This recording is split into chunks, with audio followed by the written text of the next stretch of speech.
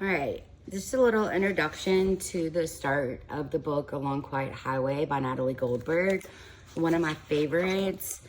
She is author of Writing Down the Bones and Wild Mind. She's a writer, and she spent a lot of time with Suzuki Roshi, and so this is about one of her experiences and the start of her book. But it's about making a choice. There is an order of Buddhist monks in Japan whose practice is running. They are called the Marathon Monks of Mount... Hiei is how it's pronounced in Japanese. Hiei. Okay, so I didn't want to screw that up.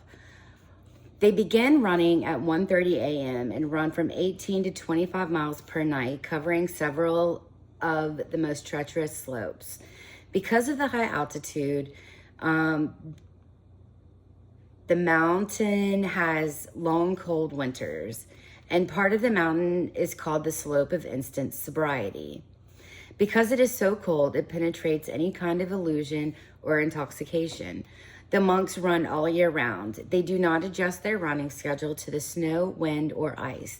They wear white robes when they run, rather than the traditional Buddhist black. White is the color of death. There is always the chance of dying on the way.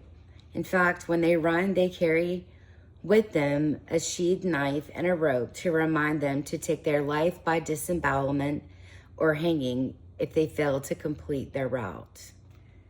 After monks complete a 1,000-day mountain marathon within 7 years, they go on a 9-day fast without food, water, or sleep. At the end of the 9 days, they are at the edge of death. Completely emptied, they become extremely sensitive. They can hear ashes fall from the incense sticks, and they can smell food prepared miles away. Their sight is vivid and clear, and after the fast, they come back into life radiant with a vision of ultimate existence. And she talks about when she read it, she was about to teach, a seminar, and she said, I guess you want to know what the marathon monks have to do with writing. She says, well, they have everything to do with it. The way I see it, you either break through in your writing, say what you really need to say, or head for Mount Hiei, or however you pronounce it. As a matter of fact, take a gun with you next time you go to a cafe to write. If you don't connect to your writing that day, just shoot yourself. What vague writing on Monday, off with the little toe Tuesday. Tuesday, no better, the big toe. Get the idea? Why do the marathon monks go to such extremes? They want to wake up. That's how thick we human beings are.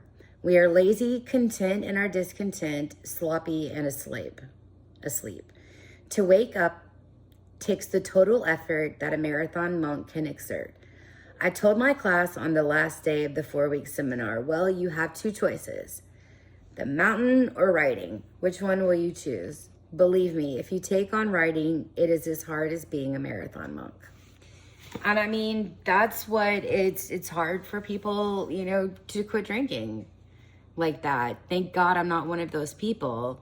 But it's definitely a choice that I have to face every single day, in every single networking or every single phone call or every single encounter, because it's my nature to drink and socialize.